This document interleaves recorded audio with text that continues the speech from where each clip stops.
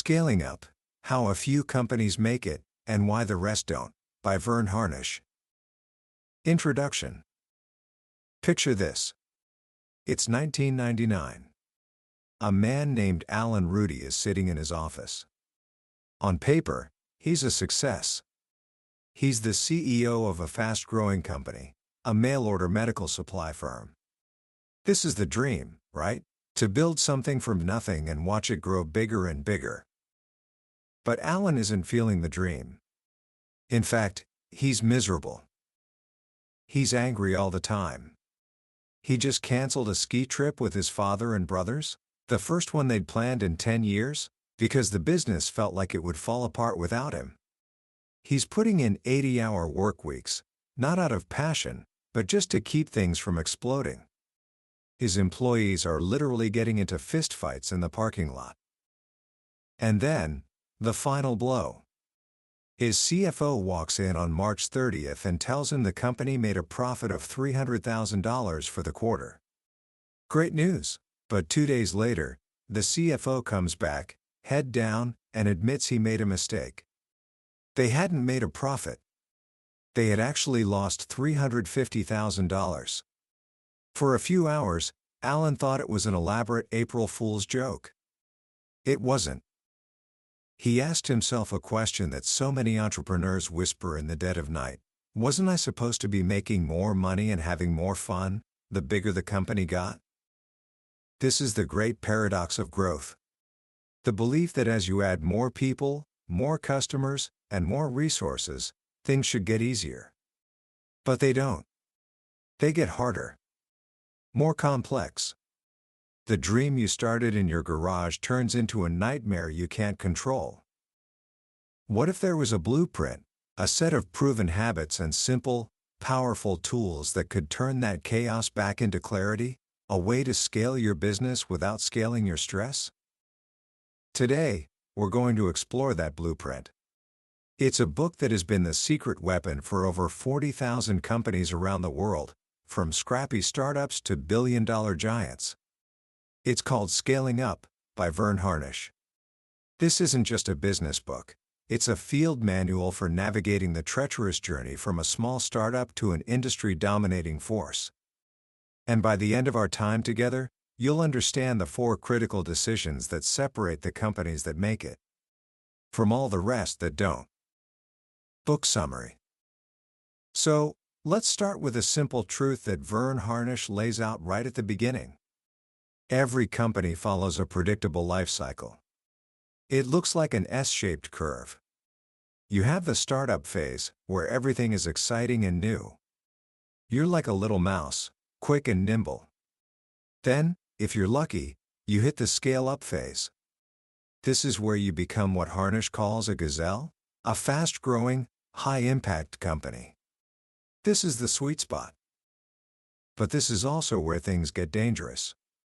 Because right after the scale-up phase is the SC at %W up phase.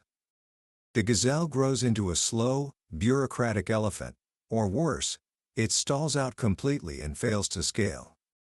The numbers are shocking. Of all the companies that start, 96% of them remain mice. They never grow beyond a handful of employees. Only a tiny fraction, less than half of 1%, ever make it to $10 million in revenue. Why? What's the barrier? In a word, complexity. Think about it. When it's just you and a partner, you have one line of communication. It's simple. But add a third person, and the lines of communication triple. Add a fourth, and they quadruple. The complexity grows exponentially. Every new employee, every new customer, every new product you add feels like you're just piling on a heavier and heavier anchor that you alone are dragging through the sand. This is the growth paradox Alan Rudy was experiencing. And it's a paradox that Verne Harnish has dedicated his life to solving.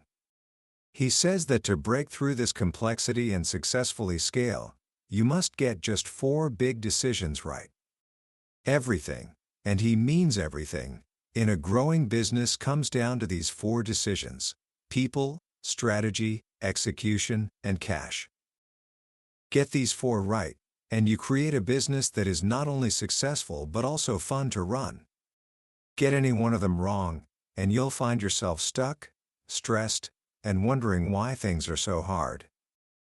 Harnish visualizes this journey as climbing Mount Everest. Your big, hairy, audacious goal, or BOG, is the summit. It's that 10 to 25-year goal that seems almost impossible but fires everyone up. But you don't just stare at the summit. You plan your ascent by focusing on a series of base camps along the way. These are your 3 to 5-year goals. And then, you break it down even further to your 1-year goals, your quarterly priorities, and finally, your next single step. The secret is keeping your eye on the peak, but focusing all your energy on that next calculated step. And how do you make sure you take those steps consistently, day after day, with routines? Harnish has a mantra that echoes throughout the entire book: routine sets you free. Think about it. A goal without a routine is just a wish. But a routine without a goal is aimless. The most successful leaders have a clear vision and the disciplines, the routines, to make it a reality. So, let's explore this map. Let's walk through the 4 decisions that form the heart of the scaling up philosophy. The first decision: people. Harnish starts with people, because nothing else matters if you don't get this right. He asks 2 brutally honest questions that every leader needs to face. First, are your stakeholders, your employees, your customers, your shareholders, happy and engaged? And second, knowing what you know today, would you enthusiastically rehire every single person on your team? If the answer isn't a resounding yes, you have a people problem. And a people problem is an energy drain. It will suck the life out of you and prevent you from focusing on anything else. So how do you build a team of people you'd enthusiastically rehire? It starts at the top. There's a saying Harnish loves: the bottleneck is always at the top of the bottle. If there are problems in the organization, they can almost always be traced back to the leadership team.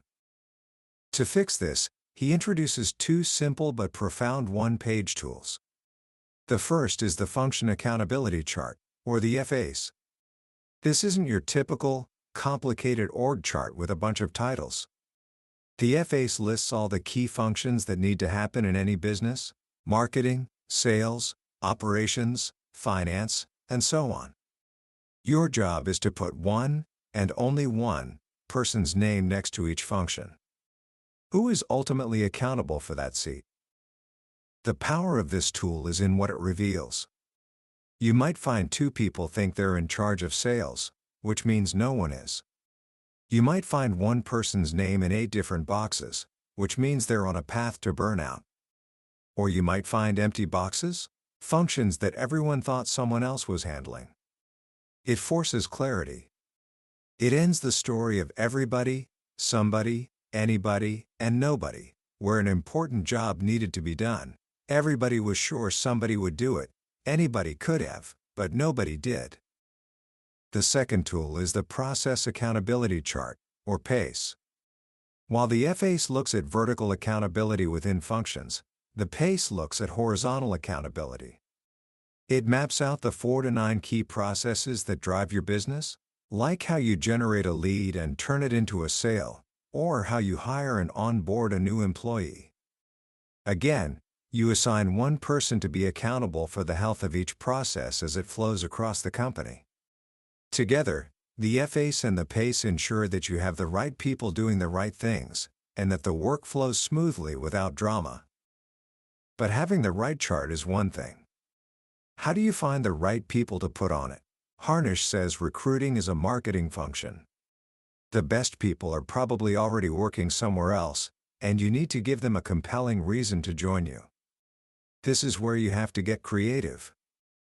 Think about Mom's Organic Market, a grocery chain with a deep purpose: to protect and restore the environment. When they needed a CFO, they didn't just post a boring ad on a job board. They went to a place where their ideal candidates would hang out: a green living and environmental news site. And the ad didn't ask for 10 years of financial experience. It asked questions like, would you rather come to work in jeans? Are you an entrepreneur in a CPA's body? And have you ever pulled recyclables out of the trash? They were flooded with applications from top-tier financial pros who also shared their values. Or consider the City Bin Company. In Ireland, they needed people to work on the back of garbage trucks, a tough, physically demanding job. Their brilliant idea? They started recruiting at local gyms, targeting young men who were into fitness. The ad asked, would you like to be paid for your daily workout? They attracted a world champion kickboxer who saw the job as a way to train and get paid at the same time. They didn't just find employees. They found people whose unique goals aligned perfectly with the strange demands of the job. Once you've attracted these amazing people, the final piece of the people puzzle is keeping them.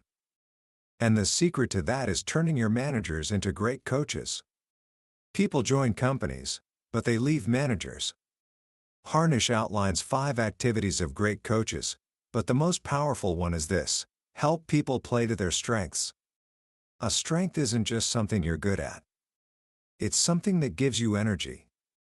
A weakness, on the other hand, is something that drains your energy, even if you're good at it. A great coach helps each person on their team sculpt their job over time, so they spend more and more of their day doing the things that light them up and less of the things that wear them down. When you do that, you don't have to worry about motivating people. They're already energized. The second decision: strategy. Once you have the right people, you need to point them in the right direction. That's strategy. The key question here is simple. Can you state your firm's strategy simply? Think about Domino's Pizza in its early days. Their strategy was legendary: pizza delivered in 30 minutes or less, or it's free. That's it. Everyone understood it. Every decision was made to support that one simple promise. That's a killer strategy. To build one, you first have to understand your company's core. This consists of 3 things: your core values, your core purpose, and your core competencies. Core values aren't a wish list of nice-sounding words like integrity and teamwork. They are the handful of rules that define your company's unique personality.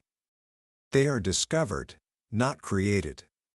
A great way to find them is to think about the people on your team you admire most. What are the values they live by? Those are likely your core values. Appletree Answers, a call center provider, had a core value: take care of each other. But they didn't just put it on a poster. They brought it to life with an initiative called Dream On. They asked employees to submit one dream from their personal lives, and a secret committee would try to make it happen. The leaders were shocked by what they learned. One employee was living in a car with her husband and child. The company helped them get an apartment. They sent another employee on her first ever family vacation with her disabled daughter. This wasn't just a nice thing to do. It had a staggering business impact. In an industry where employee turnover was over 100% a year, Appletree's dropped to just 20%. They turned a core value into a competitive advantage. Next is your core purpose. This is the why behind what you do. It's the difference you're making in the world. For 3M, it's innovation. For Disney, it's happiness. A powerful purpose ignites the heart, not just the head, and research shows it can unlock 40% more discretionary effort from your team. With your core established, you're ready to build out your strategy. Harnish introduces another brilliant one-page tool called the 7 Strata of Strategy. Think of it like building a fortress to protect your business and dominate your industry. I won't go through all 7 in detail, but let's touch on the most powerful ideas. It starts with the words you own. What 1 or 2 words do you want to own in your customer's mind? Volvo owns safety. BMW owns driving experience. This isn't just marketing fluff, it's the piece of mental real estate you're fighting for. Next are your brand promises. What are the 3 specific, measurable promises you make to your customers? For the cloud hosting company Rackspace, their promise is fanatical support, and they measure it obsessively. Is your site up 100% of the time? Is your call answered in 3 rings or less? Are you never transferred to another department? Those aren't vague promises. They're quantifiable commitments. But here's where the strategy gets really interesting. Harnish, drawing on the work of others, introduces the idea of a one-phrase strategy. This is the secret to making a ton of money, and it often involves daring to be bad at something. Great companies don't try to be great at everything for everyone. They are excellent at a few things that their core customers love, and they are unapologetically bad at things those customers don't care about. IKEA's one-phrase strategy is flat-pack furniture. This is the key that unlocks their low prices. But to get those low prices, you, the customer, have to put up with a lot. You have to drive out of your way, navigate a maze-like store, and then you have to assemble the furniture yourself. Most people hate this. But IKEA doesn't care. They focus on their fanatical customers who will happily do the work in exchange for stylish, affordable furniture. By daring to be bad, they created a business model that competitors can't easily copy. Finally, all of this culminates in your profit per X and your BOG. Your profit per X is your economic engine. What is the one single metric that best captures the core of your business model? For Southwest Airlines, it's not profit per seat or profit per mile, it's profit per plane. That single metric drives their obsession with keeping their planes in the air. And that profit per X then informs your big, hairy, audacious goal. If your driver is profit per plane, your BOG might be to have a certain number of planes in the sky by a certain date. It all connects. It all aligns. The third decision: execution. So you have the right people and a brilliant strategy. Now comes the hard part: making it happen, day in and day out. This is execution. The key question here: are all processes running without drama and driving industry-leading profitability? If you have needless drama, late shipments, wrong invoices, missed meetings, you have an execution problem. Harnish says great execution comes down to 3 key habits: setting a handful of priorities, gathering real-time data, and establishing a consistent meeting rhythm. The entire philosophy of execution is captured in the Rockefeller Habits checklist. It's a simple 10-point checklist of routines that support flawless execution. Think of it as a pilot's pre-flight checklist for your business. You don't want to take off without making sure you've covered these fundamentals. The most important habit is the first one: the executive team is healthy and aligned. If there's a lack of trust or a fear of healthy conflict at the top, nothing else will work. Once the team is healthy, the next habit is to align everyone around the one priority for the quarter. What is the single most important thing that needs to be accomplished in the next 90 days to move the company forward? This isn't just a goal, it's a rallying cry. This is where you create a quarterly theme. It's a fun, memorable way to bring the priority to life. The City Bin Company in Ireland are masters of this.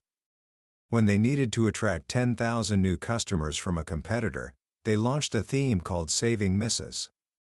Ryan, based on the movie Saving Private Ryan. Their door-to-door sales team was the assault team, and they were on a mission to rescue customers from the Soviet-era service of their rival. They had military-themed posters all over the office and tracked their progress on a public scoreboard. It turned a sales goal into a fun, engaging game that everyone could participate in. Another quarter, they wanted to eliminate wasteful activities. The theme was simple: bin it. Employees submitted index cards listing tasks they thought the company should stop doing. They binned over 150 wasteful activities that quarter, freeing up massive amounts of time and energy. These themes provide finish lines. They give everyone a chance to celebrate a victory together, which pumps energy and engagement back into the team. The engine that drives this execution is the meeting rhythm. This is the heartbeat of the organization. To move faster, you need to pulse faster. Harnish lays out a specific rhythm of daily, weekly, monthly, quarterly, and annual meetings. The most famous, and often misunderstood, is the daily huddle. This is a 5 to 15-minute standing meeting. It's not for problem solving, it's for synchronization. Each person answers 3 quick questions. What's up in the next 24 hours? What are your key metrics? And, most importantly, where are you stuck? This stuck's part is crucial. It brings issues to the surface immediately, before they become major problems. It creates a culture where it's safe to ask for help. A well-run daily huddle can save everyone an hour of emails and interruptions every single day. The daily huddle feeds the weekly meeting. This is a 60 to 90-minute meeting to review progress on the quarterly priorities and to apply the team's collective intelligence to solve 1 or 2 major issues. The information gathered here then feeds the monthly meeting, where all managers come together for a day of learning and big-picture problem-solving. This rhythm ensures that information flows up, down, and across the organization accurately and quickly. It's the circulatory system of the business. The 4th decision: cash. And finally, we come to cash. People, strategy, and execution are vital, but as Harnish says, you can get by with decent people, strategy, and execution, but not a day without cash. Cash is the oxygen of your business. Without it, you die. And here's the most dangerous law of business physics: growth sucks cash. This is the trap that catches so many fast-growing companies. They're profitable on paper, but they're running out of money. This is what was happening to our friend Alan Rudy, and it's the central drama in a story Harnish tells about a fictional company called Gary's Furniture. Gary's Furniture was a success story. $42 million in revenue, growing fast, profitable for 10 years straight. Gary, the owner, was thrilled. So he was shocked when his bank called him into a meeting and moved his account to their special credit division, a place Gary's accountants called the hospital division. Gary was livid. He thought the bankers were idiots. How could they see his profitable, growing company as a high risk? The problem was that Gary was looking at profit. The bank was looking at cash. And while the company was profitable, it was burning through cash at an alarming rate. For every new dollar of sales, the business required more cash to fund inventory and accounts receivable than it was generating in gross margin. Gary was, quite literally, growing broke. The faster he grew, the deeper the hole he was digging. So how do you avoid this trap? You have to master your cash conversion cycle (CCC). In simple terms, this is the time it takes from when you spend $1 on inventory, payroll, rent, etc., to when that dollar comes back into your pocket from a customer payment. When Michael Dell was scaling his computer company, he found his CCC was 63 days. That meant for 63 days, his money was tied up inside the business. He and his team focused obsessively on shrinking this cycle. A decade later, Dell's CCC was negative 21 days. This meant they were getting paid by customers 21 days before they had to pay their suppliers. The faster they grew, the more cash they generated. They had built a self-funding growth machine. To help you do the same, Harnish introduces a final tool: the power of 1. This tool shows you the impact of a tiny 1% or one-day change on 7 key financial levers in your business. These levers are: 1. Price. 2. Volume. 3. Cost of goods sold. 4. Operating expenses. 5. Accounts receivable, how fast you collect money. 6. Inventory, how much stuff you have sitting on shelves. 7. Accounts payable, how fast you pay your bills. When Gary's team analyzed their business using the power of 1, they were stunned. Just a 1% price increase would boost their cash by over $400,000. Collecting their receivables just 5 days faster would free up nearly $600,000. Reducing their inventory by just 15 days would generate over $1 million in cash. They realized they didn't need a massive, painful overhaul. They just needed to make small, consistent improvements on these 7 levers. By focusing on these small changes, they turned their cash-burning machine into a cash-generating one, got out of the bank's hospital division, and built a truly sustainable, valuable company. They learned the ultimate lesson: profit is sanity, but cash is king. Commentary. When you step back from all the tools, checklists, and acronyms in scaling up, what you're left with is a profound and surprisingly simple philosophy. It's the idea that freedom in business doesn't come from chaos, spontaneity, and winging it. It comes from discipline. It comes from rhythm. It comes from that beautiful mantra: routine sets you free. It's counterintuitive, isn't it? As entrepreneurs, we often start businesses to escape the rigid structures of the corporate world. We want freedom. But as the company grows, that very freedom can lead to a prison of our own making, a prison of complexity, stress, and 80-hour work weeks, just like Alan Rudy found himself in. What Verne Harnish teaches us is that the right routines don't constrain you, they liberate you. A daily huddle doesn't waste 15 minutes, it saves you an hour of interruptions. A one-page strategic plan doesn't limit your vision, it focuses your energy so you can actually achieve it. Understanding your cash conversion cycle doesn't bog you down in numbers, it gives you the oxygen to pursue your biggest ambitions without suffocating. The 4 decisions, people, strategy, execution, and cash, aren't just 4 separate pillars. They are a deeply interconnected system. You can't have great execution without the right people. You can't have a winning strategy if you don't have the cash to fund it. You can't attract the best people if your strategy isn't compelling and your execution isn't inspiring. They all work together. The real power of this book is that it provides a common language and a shared framework that gets everyone in the organization, from the CEO to the frontline employee, pulling in the same direction. It replaces guesswork with clarity, and firefighting with foresight. If you're feeling overwhelmed by the sheer number of ideas we've covered today, that's normal. The key is not to do everything at once. Harnish himself says it takes 2 to 3 years to truly master these habits. So, what can you do right now? First, have a conversation with your team. Is your team healthy? Is there a foundation of trust that allows for real, passionate debate? If not, start there. That's Rockefeller Habit 1, and it's the gateway to everything else. Second, start the daily huddle. Just the executive team to begin with.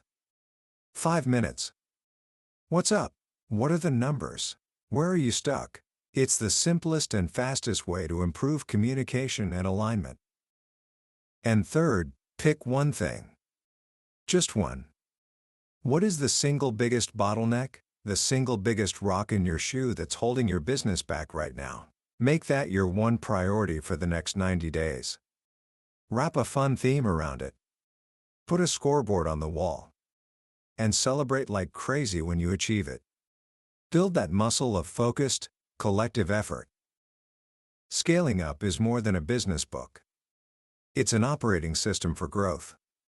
It's a reminder that building a great company isn't about a single stroke of genius.